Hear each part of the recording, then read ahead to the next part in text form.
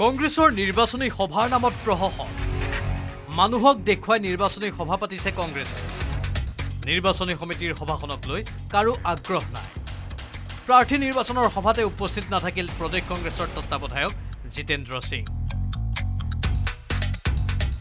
সভাখনৰ প্ৰতি সকলোৰে এনে অনিহাৰ উৰহি গছৰ উৰ প্ৰকাশ কৰিলে মুখ্যমন্ত্ৰী হিমন্ত বিশ্ব শৰ্মাই মুখ্যমন্ত্ৰীগৰাকীয়ে ক'লে ইতিমধ্যে প্ৰস্তুত হৈছে কংগ্ৰেছৰ প্ৰাৰ্থী তালিকা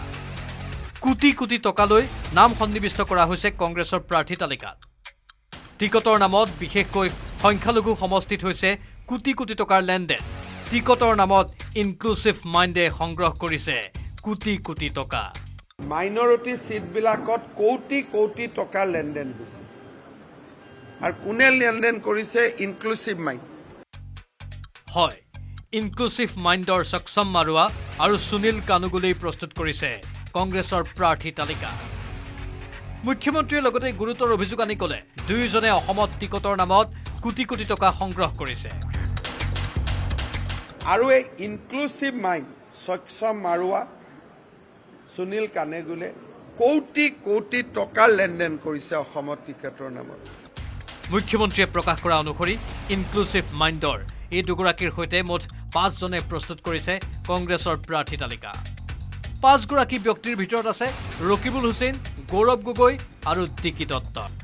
তেওঁৰ নাম হ'ল সক্ষম মাৰুৱা সুনীল কানগুলে এই দুইজন মানুহৰ নেতৃত্বত ডিকি দত্ত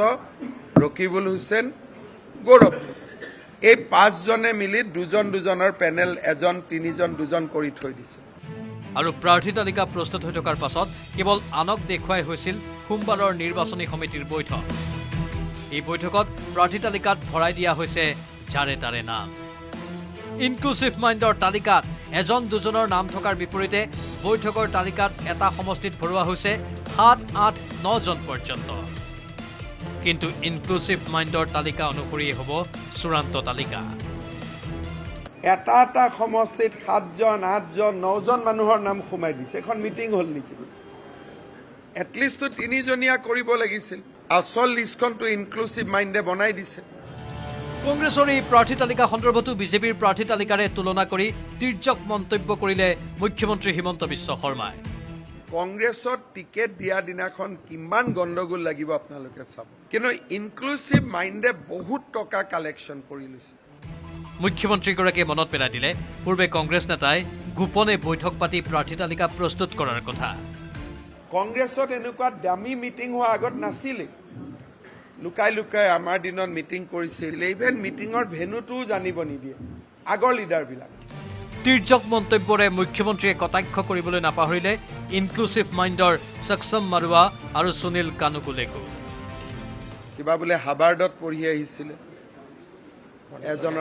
এজনৰ নাম সক্ষম মাৰুৱা এজনৰ নাম Sunil কানেগুলে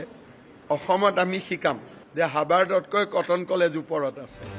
news desk news 18 Assam north east